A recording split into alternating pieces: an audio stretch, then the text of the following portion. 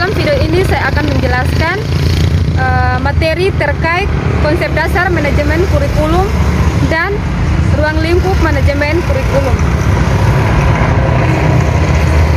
Pengertian manajemen kurikulum adalah sebuah proses atau sistem pengelolaan kurikulum yang kooperatif, komprehensif, sistematik, dan sistemik untuk mengacu ke tercapaian tujuan kurikulum yang sudah dirumuskan. Yang kedua adalah prinsip yang harus diperhatikan di dalam melaksanakan manajemen kurikulum, yaitu yang pertama adalah produktivitas, yang kedua kooperatif, yang ketiga adalah komprehensif, dan yang keempat adalah efektivitas dan efisiensi. Nah, prinsip-prinsip ini mengarahkan pada pencapaian visi, misi, dan tujuan yang sudah ditetapkan. Yang berikut adalah ruang lingkup manajemen kurikulum. Manajemen kurikulum adalah bagian dari studi kurikulum. Studi ini tidak membahas tentang dasar-dasar kurikulum, tetapi juga mempelajari kurikulum secara keseluruhan yang dilaksanakan dalam pendidikan. Ada beberapa dalam ruang lingkup manajemen kurikulum adalah yang pertama manajemen perencanaan, yang kedua manajemen pelaksanaan kurikulum, yang ketiga adalah supervisi pelaksanaan kurikulum, yang keempat adalah pemantauan dan penilaian kurikulum, yang kelima adalah perbaikan kurikulum, yang keenam adalah desentralisasi dan sentralisasi pembangunan kurikulum. Sekian dan terima kasih. Salam. Shalom. Perkenalkan, nama saya Alice Imana Angelita Pauriu, kelas A semester 5.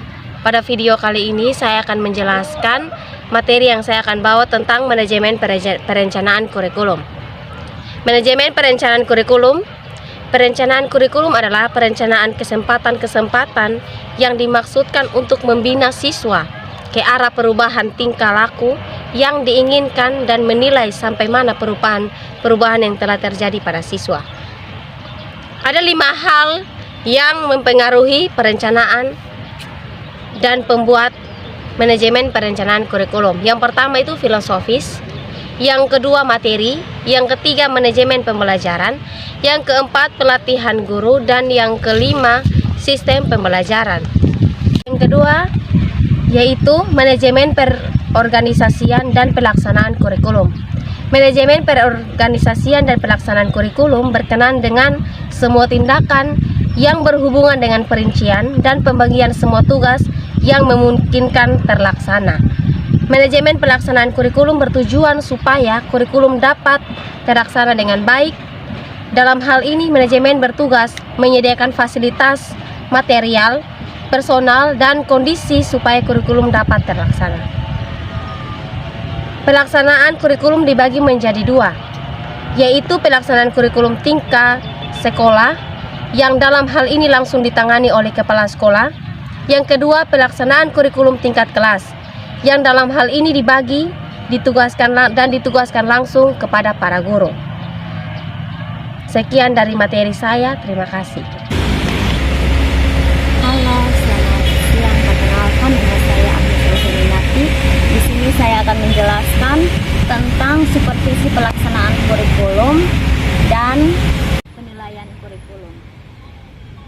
Saya akan menjelaskan yang pertama tentang supervisi pelaksanaan kurikulum. Supervisi atau pemantauan kurikulum adalah pengumpulan informasi berdasarkan data yang tepat, akurat, dan lengkap tentang pelaksanaan kurikulum dalam jangka waktu tertentu oleh pemantauan ahli untuk mengatasi dalam kurikulum. Pelaksanaan kurikulum di dalam pendidikan harus dipantau untuk meningkatkan efektifnya. Pemantauan dilakukan supaya kurikulum tidak keluar dari jalur. Oleh sebab itu, seorang ahli menyusun kurikulum harus memantau pelaksanaan kurikulum, mulai dari perencanaan sampai mengevaluasinya. Secara garis besar, pemantauan kurikulum bertujuan untuk mengumpulkan seluruh informasi yang diperlukan untuk pengambilan keputusan dalam memecahkan masalah.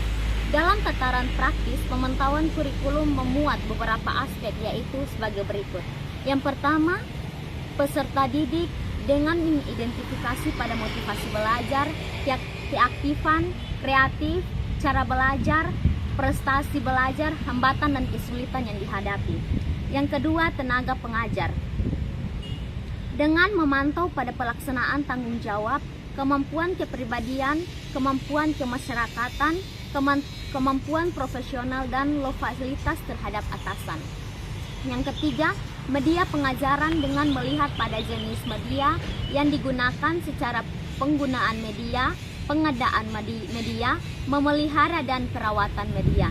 Yang keempat, prosedur penilaian, instrumen yang dihadapi siswa, pelaksanaan penilaian, kualitas kemampuan lulusan. Yang kelima, jumlah lulusan, yang kategori jenjang jenis kelamin, kelompok usia, dan kemampuan lulusan. Penilaian kurikulum. Penilaian kurikulum atau evaluasi kurikulum merupakan bagian dari sistem manajemen. Evaluasi bertujuan untuk mengumpulkan, menganalisis, dan mengajukan data untuk penentuan keputusan mengenai kurikulum. Apakah akan direvisi atau diganti? Model evaluasi kurikulum secara garis besar digolongkan ke dalam 4 model, yaitu: pertama, mensumer. Evaluasi pada dasarnya adalah pengukuran siswa untuk mengungkapkan perbedaan individu maupun kelompok. Kedua, kongruens. Evaluasi pada dasarnya merupakan pemeriksaan kesesuaian atau kongruens antara tujuan pendidik dan hasil belajar yang dicapai untuk melihat sejauh mana perubahan hasil pendidikan telah terjadi. Yang ketiga, illumination. Pada dasarnya, lingkungan merupakan studi mengenai pelaksanaan program karena pengaruh faktor lingkungan, kebaikan dan kelemahan program tersebut, serta pengaruh program terhadap perkembangan hasil belajar. Yang keempat, educational system evaluation. Evaluasi pada dasarnya adalah perbandingan antara progres setiap dimensi program dan kriteria yang akan berakhir dengan suatu deskripsi dan jumet. Shalom, perkenalkan nama saya Anggela Natluho, saya dari Prodi Pendidikan Agama Kristen kelas A semester 5. Di sini saya akan membawakan materi penjelasan tentang perbaikan kurikulum. Perbaikan kurikulum. Kurikulum tidak bisa bersifat selalu statis, akan tetapi akan senantiasa berubah dan bersifat dinamis. Hal ini dikarenakan kurikulum itu sangat dipengaruhi oleh perubahan lingkungan yang menuntutnya untuk melakukan penyesuaian supaya dapat memenuhi permintaan.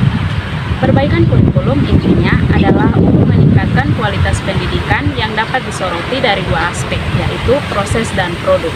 Camberlain telah merumuskan tindakan-tindakan yang dilakukan dalam perbaikan, yaitu yang pertama, mengidentifikasi masalah, yang kedua, mengumpulkan fakta atau informasi tambahan, yang ketiga, mengajukan kemungkinan pemecahan dengan keputusan yang optimal dan yang diharapkan.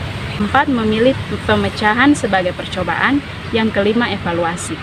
Sekian penjelasan singkat dari saya. Terima kasih. Shalom. Halo, perkenalkan saya Dania. Dalam video ini saya akan menjelaskan materi terkait dengan sentralisasi dan desentralisasi kurikulum. Sentralisasi dalam manajemen ekonomi adalah memusatkan semua wewenang pada sejumlah kecil manajer atau yang berada di suatu puncak pada sebuah struktur organisasi. Dalam sentralisasi pendidikan memiliki kekuatan dan kelemahan. Terkait dengan kekuatan memiliki 3 poin. Poin yang pertama adalah totalitarisme penyelenggaraan pendidikan. Yang kedua, keseragaman manajemen. Yang ketiga, keseragaman pola pembudayaan masyarakat. Kelemahan sentralisasi yang pertama adalah melemahnya kebudayaan daerah, dan yang kedua, kualitas manusia yang robotik tanpa inisiatif dan juga kreativitas. Selanjutnya adalah desentralisasi kurikulum. Desentralisasi kurikulum adalah pemberian wewenang dari pusat ke daerah untuk mengimplementasikan serta mengembangkan kurikulum pendidikan. Ada beberapa alasan yang mendasari perlunya desentralisasi. Yang pertama, mendorong terjadinya partisipasi dari bawah secara luas. Yang kedua, mengakomodasi terwujudnya prinsip demokrasi. Yang ketiga, mengurangi biaya akibat alur birokrasi yang panjang sehingga dapat meningkatkan efisiensi. Yang keempat, memberi peluang untuk memanfaatkan potensi secara optimal. Yang kelima, mengakomodasi kepentingan politik. Dan yang terakhir, mendorong peningkatan kualitas produk yang lebih kompetitif.